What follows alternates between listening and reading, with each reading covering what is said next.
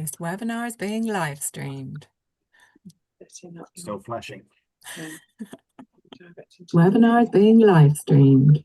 Well done, Laura. You said the first thing on the video. So, Webinar is being live streamed. There is a lag. well done, Laura. You said the first thing on the video. So, Webinar is being live streamed. There's a lag. well done, Laura. You said the first thing on the video. So, Webinar is being live streamed. well done, Laura. You said the first thing on the video. Oh my God, we've got the echo. Now it says you're in a practice session. Now it says you're in a practice I think session. it's where is your YouTube on here, because that's what we just need to mute. Now it says you're in a practice I think you session. YouTube and mute Now that. it says you're in a practice session. Mute that. Stop Yeah, it. no, Well, that's not it. there you go, click that. There you go. Okay. And then go back to here. To your Zoom on the black screen. That's it. And then you can start webinar. With 2 minutes to spare.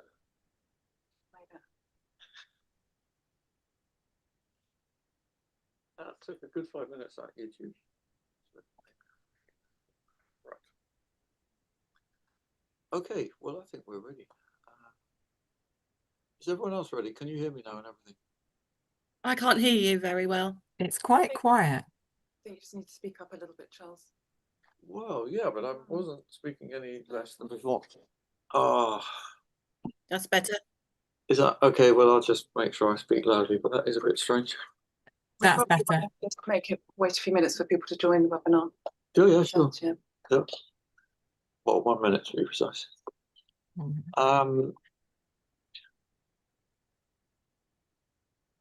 If we just look at the chat, yeah, Charles, just so I can see the chat down the side. Perfect. Okay. Any questions? Yeah. So yeah, we've got 63 people already with us. Good.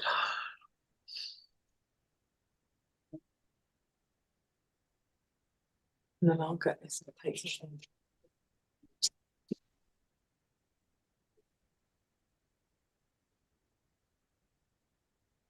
Eddie, are you still there? I'm still here. I'm just Yeah. I'm not wishing to strobe everyone or cause anyone a fit. So I Great. think I'll keep myself on off video until I'm needed. Yeah. Okay. Cool. So I'm going to begin. Okay. Hello, everyone, and welcome to the third Future Gardeners webinar. It's very exciting for us to see how this whole movement is evolving, and we've now reached a point of fantastic opportunity of connecting people with land and people without land. And it's been pioneered already by Eddie Rickson, who's on the panel today. So we'll hear him halfway through. I just need to do a little bit of housekeeping first. The session is being recorded and it's live on YouTube as well, if you wanted to see it there. But it'll stay on my YouTube channel in perpetuity. And we'll follow up to you with a short email with that link and any other relevant information. And Future Gardeners has a really healthy subscriber base of over 2,000. And obviously you can unsubscribe at any time, but we'd also love it if you let your friends know and anyone in a situation that we are with a lot of landless people in the UK, and most of the land being owned and managed by quite a few people. So let's start with Lara, who's had a lot of experience of these kinds of issues, and she's going to give us a few minutes of her experience that will help you. Sorry, just to interrupt us quickly, could I just check with our panelists that you're putting yourselves on mute when you're not speaking, please? And also one other little point, if people listening would like to ask any questions, please pop those questions in the chat, and we'll hopefully have a quick Q&A session at the end. Thanks. Great. Right, Lara. Thank you. Thank you so much. Always a joy to be live. Not terrifying at all. Right, let's go. So I run School Beans Children's Allotment in my village of Chilthorne in South Somerset, so just outside Yeovil. And very briefly, so it all started in 2014. I was living in London, trying to make it as an actor, and out of the blue, I was diagnosed with breast cancer, age 31, had to have chemo, radiotherapy, surgery, and it completely changed my life. And halfway through my treatment, I'd made friends with other lovely young ladies with breast cancer, and sadly, 5 of them in the space of 2 weeks passed away. And it had a profound effect because I didn't know if I would survive. And so when I then was given the all clear, I just wanted to give back. I didn't want to live in London anymore. I was just wanted to immerse myself in nature. I had had a little puppy and I'd been walking him every day in the parks. And so I was like, no, I want to give back and I want to work in nature. And I ended up working on a community project in Brighton. I'd moved to Brighton because I'd met my husband. And it was then that I remember Googling therapeutic horticulture. And that's when I found social and therapeutic horticulture. We ended up moving to Somerset to be with my husband's family. And I went on this path of horticulture. I met Charles, who only lived half an hour away, worked for Charles every Friday. That was my job. And did this social and therapeutic horticulture diploma. And it was then that Greta Thunberg was all over the news. And I found her so inspiring, and it was Greta that made me want to focus on children. So the same month that I finished this diploma, I then offered to volunteer at the local primary school in my village to run an after-school gardening club. So every Friday, and they had a little garden area at the school. It was going from strength to strength, and then COVID kicked in. So into strict lockdown we went, and then someone in the village said, why don't you take on an allotment in the village for your gardening club? And I said, what allotments? And it was basically a big overgrown field. It was supposed to be 10 plots. I think only 2 were being tended. And that was my lockdown project. So this allotment was 6 meters by 25 meters. And I set about turning it into a children's learning garden. And it was then that I remember Googling children's gardens, and they don't officially exist where a parent can look for a local gardening club to send their child to. They just don't nationwide, they don't exist. So that got me thinking, when people think of children's gardens, they think of playgrounds. So I got this allotment ready to start our first ever gardening club, and that was in April 2021. We had 4 children attend, and I ran the Saturday club every week until Christmas. And by the end of 2021, and it was free, we had 18 children attending.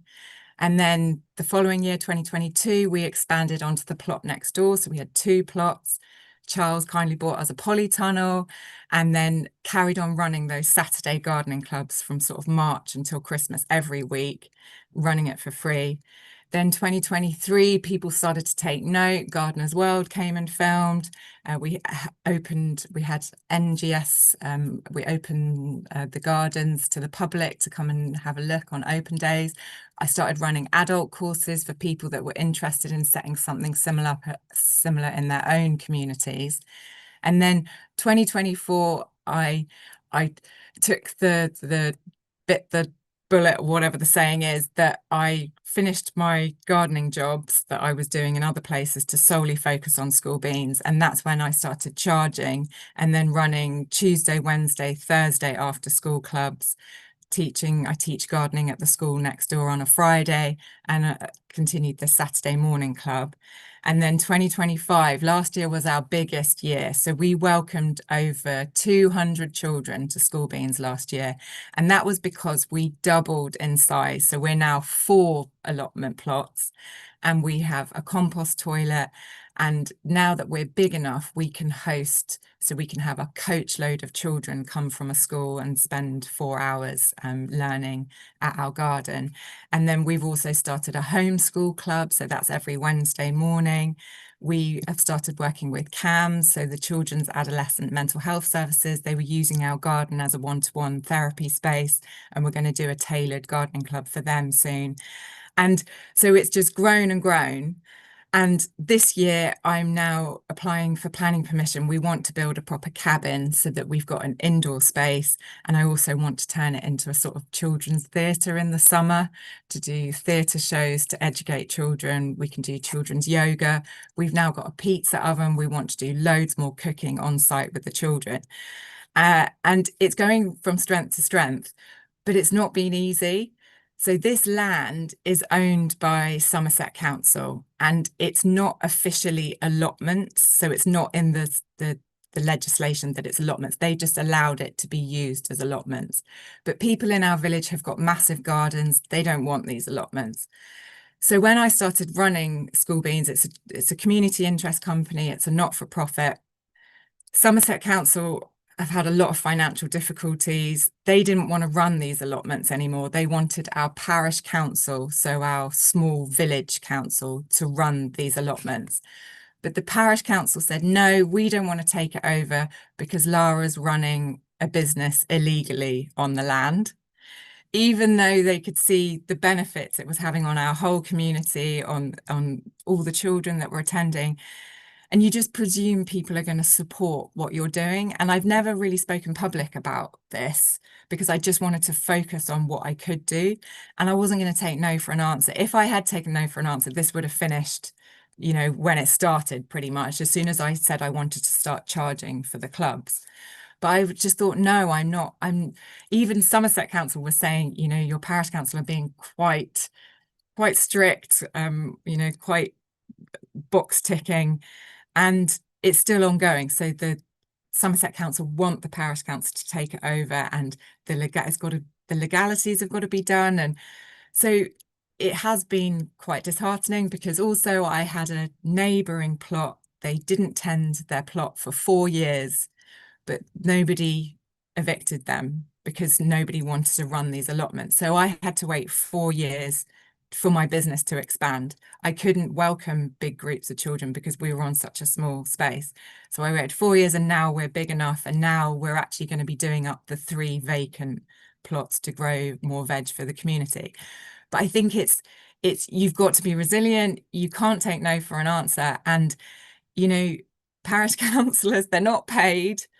And, you know, we need to make it easier for people, because all we want to do, I didn't do anything wrong. I just want to help my community. I just want to help the children in my community.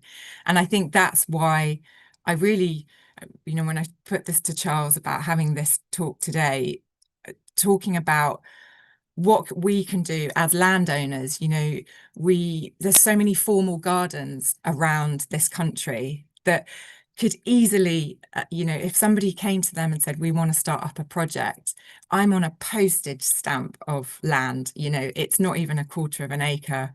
And that, you know, if farmers were willing to give up a little, you know, little postage stamp of land for somebody that's got a good idea, got a business plan, and they want to set up a project, this, I think, is what we really should fly the flags for.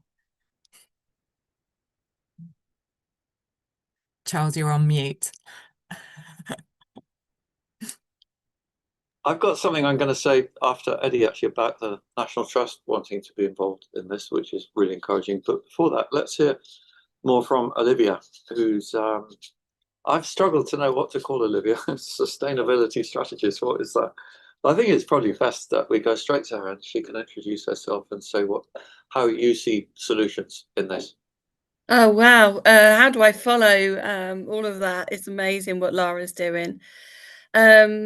And such a pleasure to be here alongside everyone else. So I specialise in sustainability. Essentially, that is my work, and I consult on educational, environmental factors, like in settings. How can someone be more sustainable? How can they embed it in education? I work on housing associations. So if we've got housing and development, how can they make that sustainable in terms of materials used? Lots of different ways that I can get involved.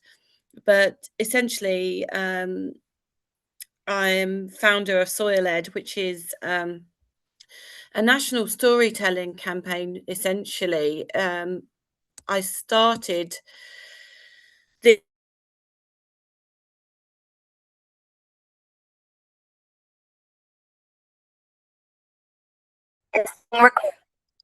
So Soil.Ed exists to reconnect young people with the living systems that sustain life, from soil to seed to society. I've been farming now for 13 years, but prior to that, I was teaching for approximately about 15 years. But we went into farming due to mental health crisis in my own family. And that really is essentially what formed Soil.Ed.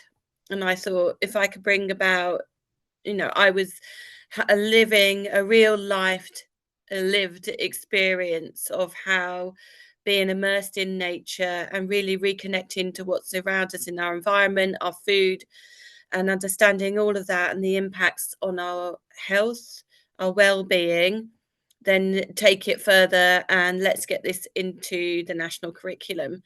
So I sit at a very niche intersection of education, policy, and farming, which is, I guess, is why I'm here today. So,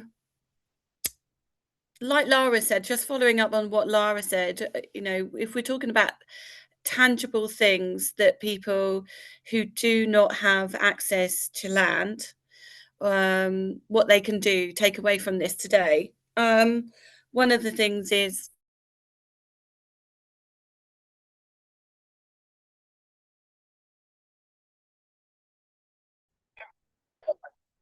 I keep dropping out. I don't know if it's just me or everyone, but so essentially reach out to farmers could be one thing, okay, that you could do. And if you've got a tangible idea of creating something for your wider community, then I would open up a conversation with farmers. They're quite open to ideas, and I think there's a preconception that farmers are all more of get off my land than Eddie, and saying the reverse and getting on my land. If you're in an urban area, I would say speak to schools, because there's lots and lots of wonderful ways schools can get more involved with helping children understand how to grow, how to understand what they're growing and the impact on their own health. There's lots of ways to do this, and thinking a bit more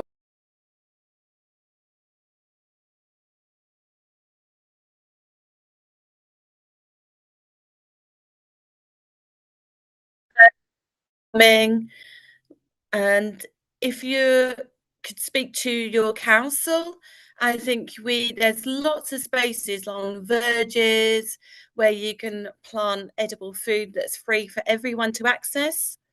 Think of windowsills. Just using the smallest of spaces, it can really, really inspire curiosity. And I guess, really, for me, one of the things I wanted to ask everyone on here is, at what point as adults did we stop being curious about things? Children really, really thrive of curiosity.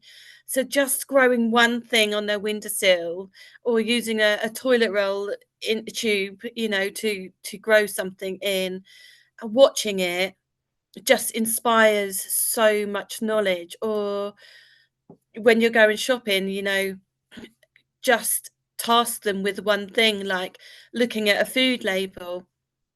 How can we teach children to understand where their food comes from? So one easy thing is like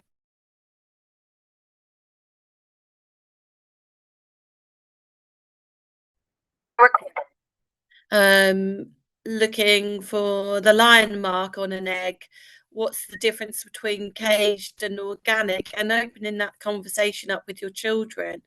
We're hearing a lot at the moment about screen time, and honestly, one of the best things you can do for your child is to take them off the screen and get them outside growing.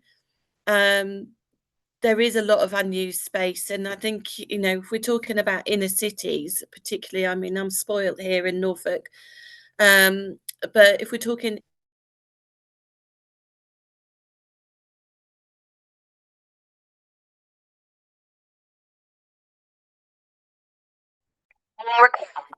council, those railings can become really, really incredibly beautiful and enriched, and your community will feed off that naturally and want it to be rolled out further, I think, within their environment. But I just think that you don't need a farm. I think curiosity starts with simple questions and small achievements, simple things. And I think it's kind of over complicated. You could also talk to your schools and see there should be a sustainability lead in every classroom. If there isn't, I think there's a dialogue there to be opened up as to why not, and why have you not got a climate ambassador. Mental health in our children is so high and prevalent at the moment, with eco-anxiety, obesity, regarding our relationship with food. Okay, Olivia, can you hear me? Because I'd like to finish your presentation here, and I just want to read something that came from Sheila Das at National Trust. Olivia? Sorry? Can you hear me? I want to finish you there. And because I've got a piece that's very relevant to what you're saying.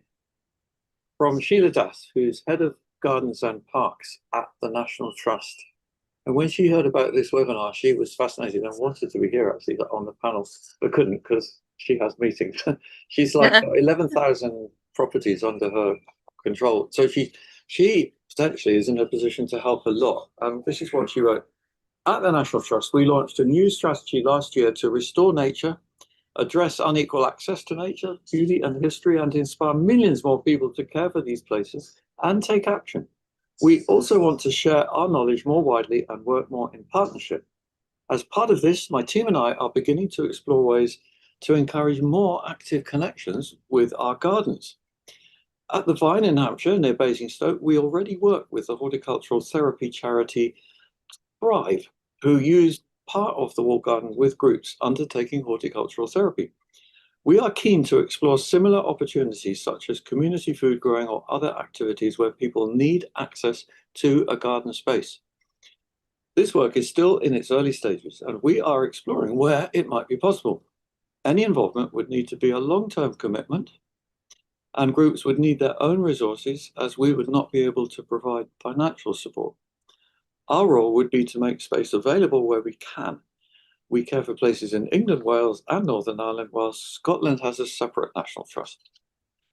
As your webinar focuses on growing with children, safeguarding is also important. Groups would need to manage this themselves, as our gardens are open to the public, although some properties may have more private areas. Any project would depend on finding a suitable property and whether the local team could accommodate it. Even starting with one project would be a great beginning. Anyone interested? Contact me. This is like gold here.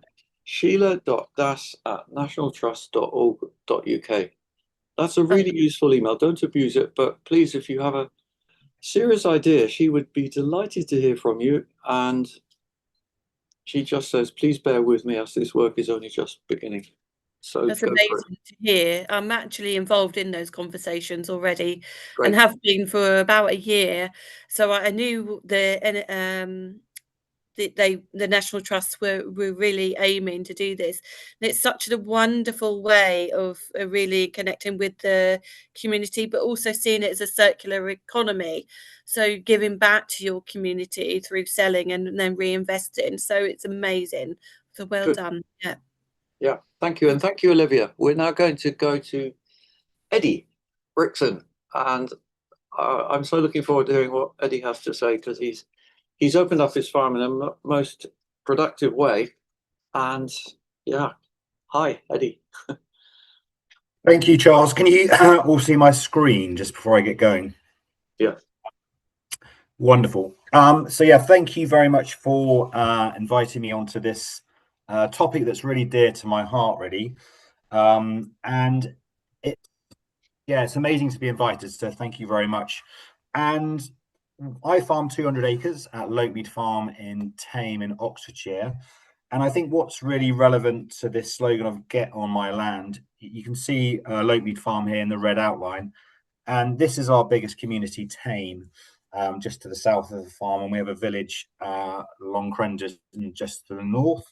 But I also farm a further 300 acres, and I am essentially a regenerative beef and sheep farmer. And this is me a few years ago, my great grandfather Albert's knee.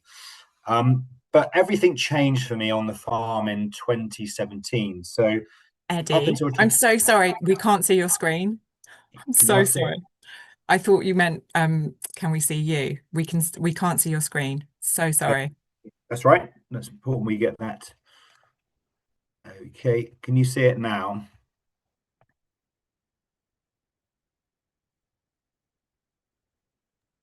Can you see that now? Can you? Yes. Perfect. So up until 2017, we were a specialist Simmental breeder in pole genetics. But in 2017, during a routine TB test, we had a number of reactors within our herd. This then our butcher shop burning down, my mum sadly passing away, and finding a lady dead on a footpath on our farm resulted in myself having a complete mental breakdown. And then through 2 dark years, I started to try and, I guess, feel into a new way of farming, our land, and looking at really the problems that were prevalent in society at that time. So just some statistics that I found quite staggering, that the UK was the lowest in nature connectedness. It was in the bottom 10% for protecting nature. On average, children have up to 70% of their diet from UPF. 1 in 5 children have mental health disorders, and nearly 8 million households don't have access to nature. So all of these things were clearly troubling me. And I wanted to see how the farm could be a place of healing for addressing the biodiversity, the climate, and the mental health crisis. And I could see quite clearly, with farmers and land managers managing 71% of the UK, they were part of the solution. So it was just how you could join the dots, really. So in 2020, I started a 30-year strategy of nature recovery and nature connection. And that was through these 6 key threads you can see here. So restoring nature, nurturing community, financing transformation, fostering local food culture, cultivating relationships with nature, and unfurling influence and impact. And I've just highlighted in the middle there, one of the key things back in 2019 when I wrote this was about generating a small community of farm businesses. So I already had in my mind then about trying to get people back on my land. And that was kind of how the slogan came up, really. So I used to be a paper boy in my local village. I used to enjoy reading the Viz magazine as I was going around.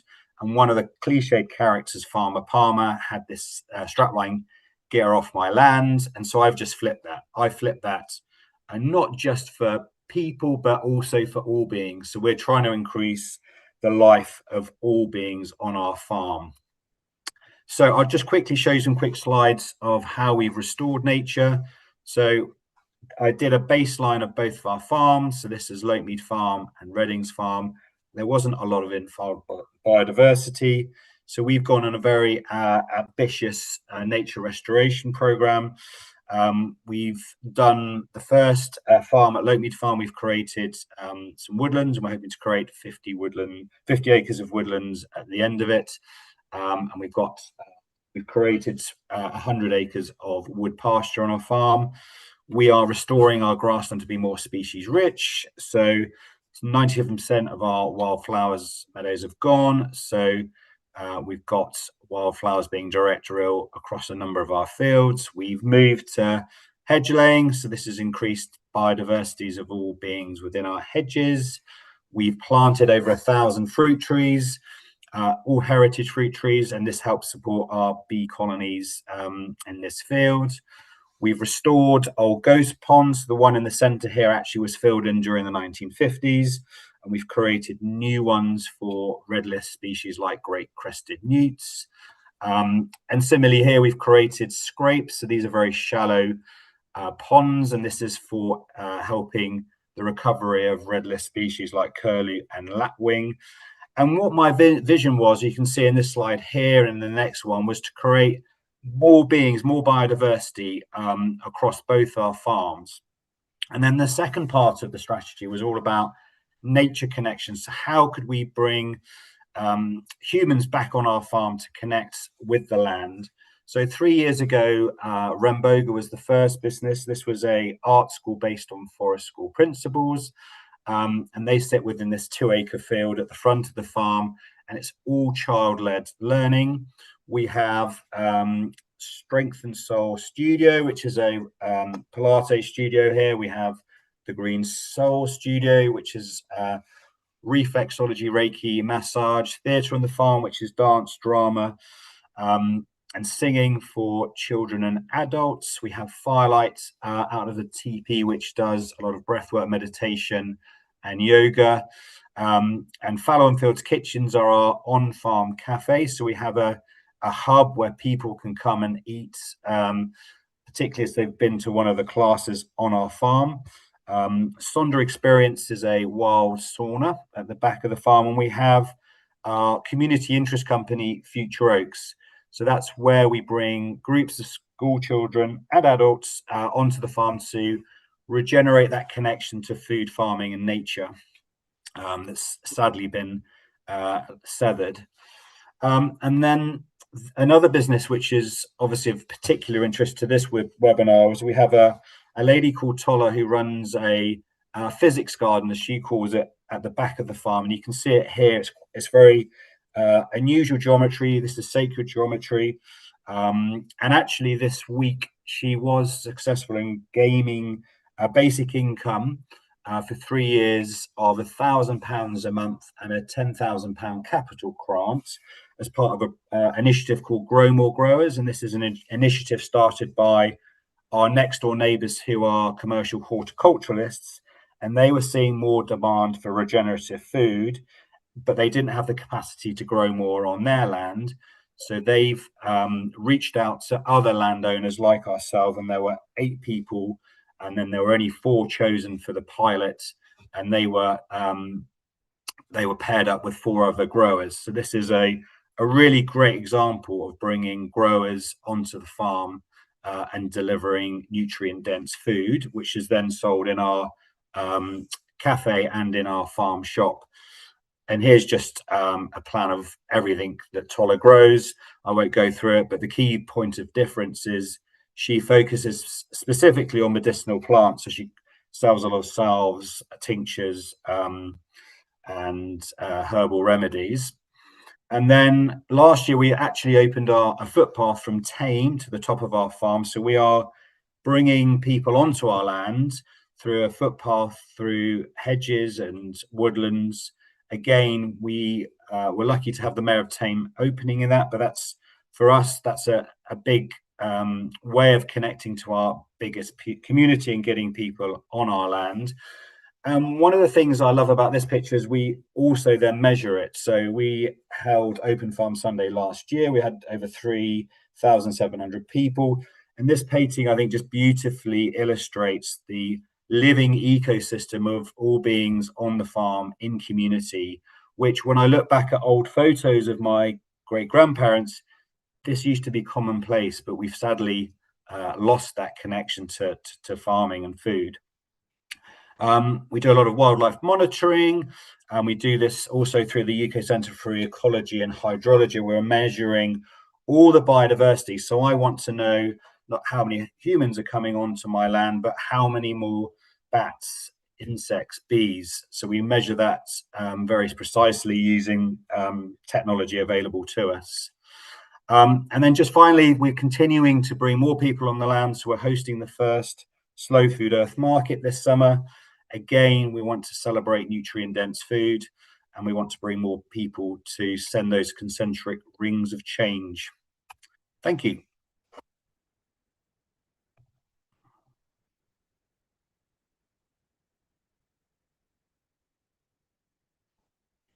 Yeah. Hi, Eddie, thank you. I've unfortunately got a concrete lorry just the other side of that doorway, so if there's a noise, please forgive us. But shall we do questions now? We've got a lot of questions on the chat, and it will be fantastic to hear some. Well, we do have a few. We just do you want to read the question out, Charles? Would you want me to? Thought you were going to. Yeah, I can do. Yeah. So Louise Southall, she works in primary schools, and she's got a project called Grow, Cook, Eat. And they would really like to try and find funding so they can carry on next year. I guess it's to our panel, any advice on finding that funding so she can carry on with her project? Lara, have you got any ideas? I mean, I'm probably the worst person to ask about funding because I need to apply as well. But I know if you look at National Lottery, I think they've got an environmental community fund. I will find the link because I think they're actually hosting a webinar soon about how you can go about applying for that. So I will try and find that and put it on. It will either be on this chat or we'll put it in the newsletter, the Future Gardeners newsletter. But definitely National Lottery, I know, are a real good one. Right. Right. We've heard quite a bit about funding over the 2 or 3 years, and it takes a lot of time and effort, doesn't it, to tick all the boxes to apply. That's why you have it. It's a fine art, and yeah, it takes time and knowledge. And when you're trying to run a garden and teach children and do all of that, it's quite difficult. But yeah, it's important. Thanks. Olivia, do you want to say anything on that?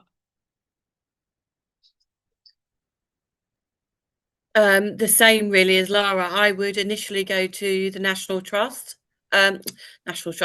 Lottery, and seek out some funding that way. It's generally what most schools do, I think, in the first instance. But equally, I would try and do something. Parish councils normally have an educational foundation where they could, I know ours does, they sort of give you a startup of 500.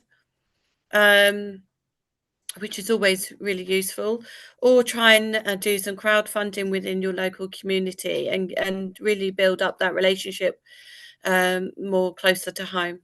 Yeah, thank you.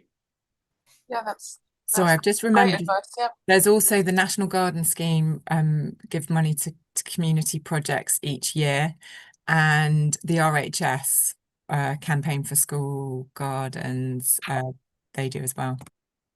That's great. Lara, thanks for that. We have had another little question for you. Are you still running training programs on school beans about how to set up? Absolutely. In fact, we've got our first course of the year this Sunday, and then we've got another one in April. If you will, I'll put the link in the thing. If you look at our website as well, I'll put the link. That's great.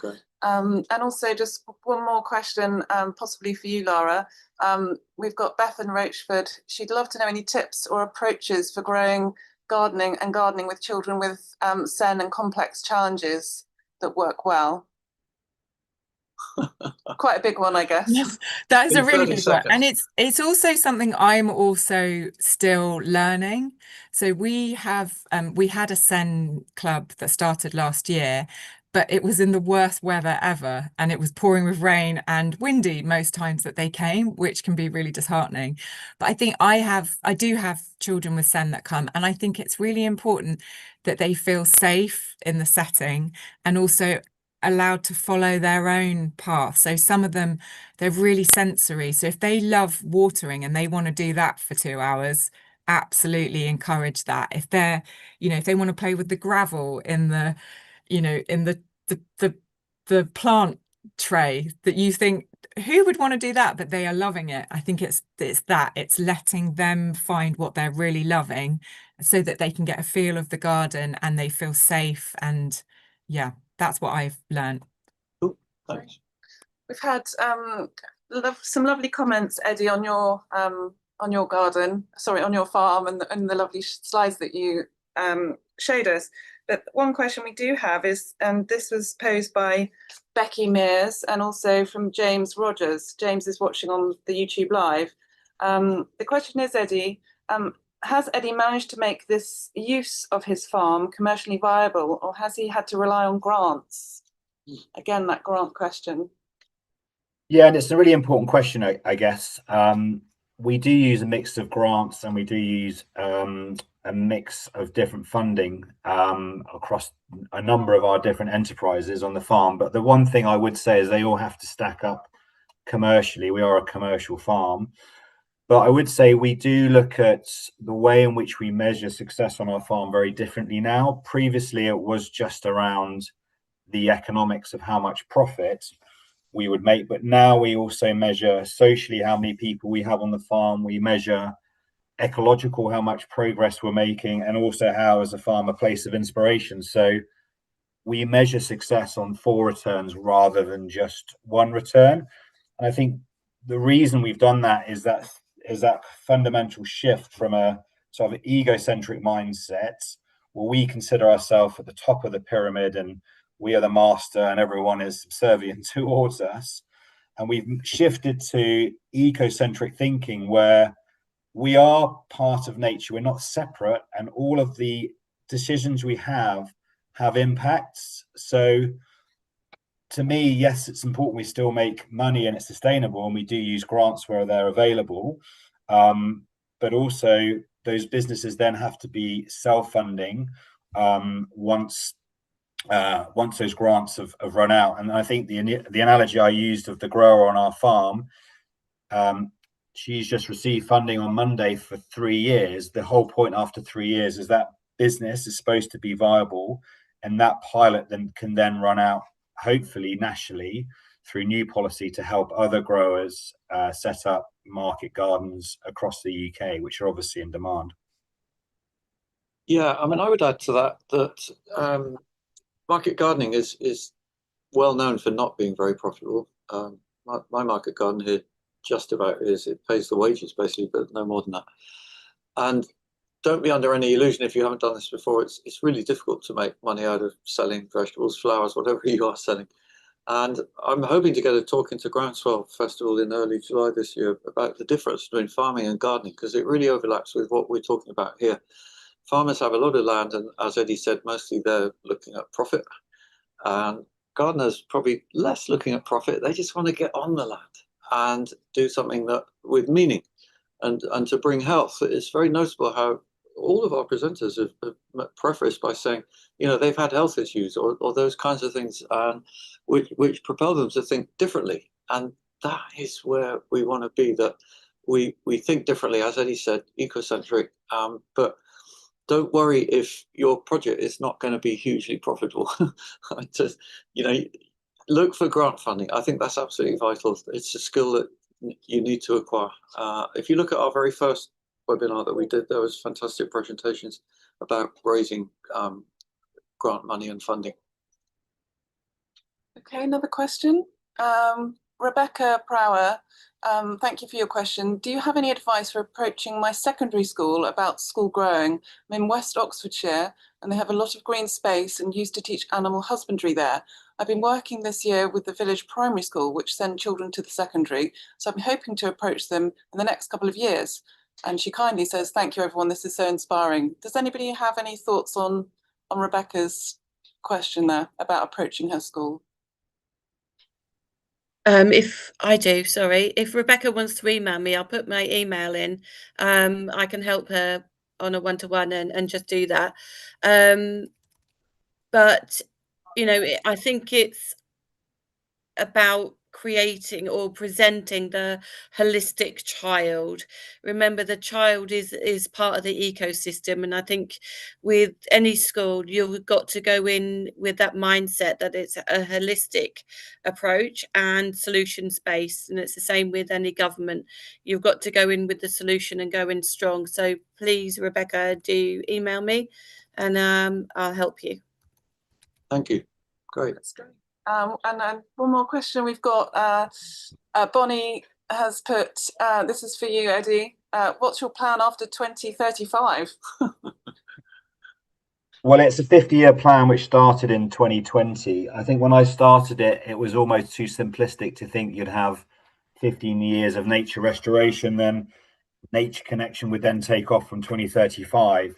What's happened is they've kind of coexisted together. And so, yeah, the plan is to continue to restore nature, continue then to work with like-minded businesses to really generate that community on our farm. But what I think is more important is then to send those concentric rings of change out to other farmers and help other farmers on this journey, because I'm consciously aware that my experiences are probably quite unusual for some farmers, and for them, archetypally, they've learned from their father how to farm, which has always been doing and not being.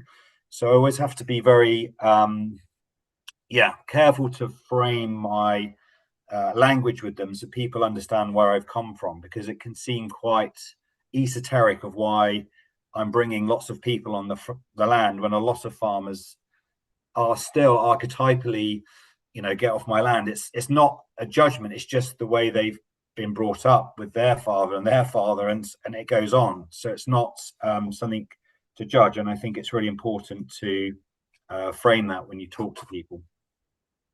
Yeah, that's really helpful. Thank you. We've got a couple more questions. We've got a little bit more time.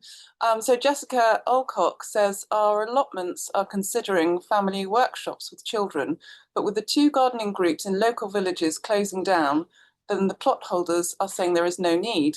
What would you suggest the best way to research the need for this resource, I guess, to run this for the local community? So how can you work out, I guess, what the need is? Yeah. Any thoughts on that?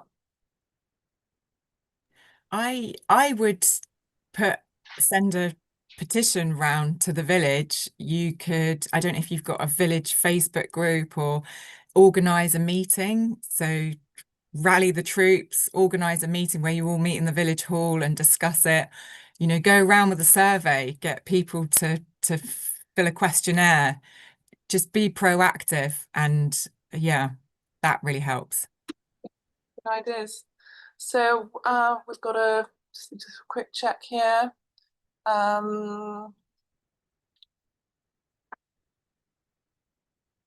People are saying if they missed the first webinar, they're all available on your new YouTube channel, aren't they, Charles? Yeah, you'll have to answer a bit, but they're still there. Yeah. I have a question actually for Eddie, because I know that when I've spoken to some of the farmers around here, they're really worried about the safety aspect. For example, we've got a few quite naughty boys at school. They've got so much energy, and I think, gosh, they would love going to help milk the cows in the farm opposite the school. They'd love to go and get mucking, but one of the farmers said it's just too dangerous. What are your thoughts on farmers that might say this is an environment where people shouldn't be because it's too dangerous with the machinery and the animals and the... Yeah, you are right, and that is the main barrier, that people don't like people on the land. I mean, farming does have, unfortunately, a horrendous accident record, one that it's not proud of, but one that it's actively looking to reduce. The way which we mitigate it is quite clearly we have to have relevant risk assessments, insurances in place, and trained people to make the farm a safe environment. I think you can never mitigate risk entirely, but we do everything we can do to make both the people delivering the business that they are on their farm, whether it be our forest school or whether it be our theatre on the farm, we make sure they're also in places where they're not going to come into contact with animals or machinery, albeit danger. And I think it's just taking that commonsensical, logical approach, but also working with experts in their field to alleviate that risk. And you're right, that is the main barrier, but we feel we do all the right things to mitigate those risks. Cool. I should love to mention at this point about a brilliant account on Instagram called The Gardening GP. It's a doctor in Devon, in Crediton, who's made a no-dig garden next to her surgery and extends invitation to her patients, if they feel in need of that, to come on out. And that's a woman who has just done that off her own bat, and it's working really well. She says it's also really good for her own health, which GPs desperately need to. So if you're in any position like that, some kind of official category, you know, think outside the box. It's amazing sometimes what you can do. And do look her up on Instagram, even send her a message. She'd be delighted to help out in any way you might think. So it's the lower dash gardening lower dash GP. Great. One more question for you, Eddie, actually. Would Eddie be keen to connect with other regenerative community farmers? And that's from One on the chat there. In short, yeah, I'd love to.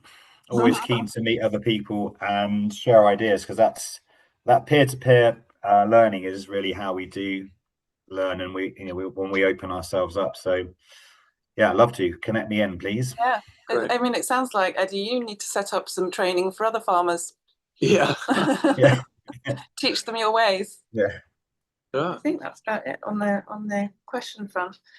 I think that's about it on the question front, but I just wanted to share a nice comment from Suella Postles. She is, I know she's hello Suella, we know her very well, a great no-dig gardener. And she just says, this has all given me an idea. We have a paddock with buildings that could be of use to someone. So I think that's kind of the gist, isn't it? To get people thinking if they have some land that they can offer out. Absolutely. It's all about just thinking differently. Like Eddie said, he's gone through a total mindset change, and our society, our structures, they're not set up for what we're talking about.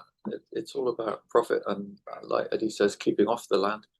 So we need a real big rethink, and I think it's possible, and the opportunities that potentially can open up from doing this are enormous. So thank you, everybody. We're a little bit early, amazingly, but I think, you know, short and sweet is good. And please go out from this webinar with thinking hard, grow some ideas, and to talk to other people. Communities, one of the biggest factors, in fact. Having enough people on your side is very motivating, and that way we can change not only this issue, but a lot of social problems as well, potentially. Thanks for coming along.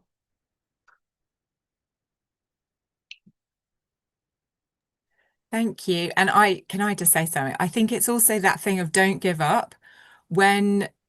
If you see something, if you see a little patch of land that you think would be perfect for a community orchard, or you can make it happen, you know, you'll get the parish council saying, oh no, you shouldn't do that. Oh, you can't do that. That's what I've had for the past 5 years.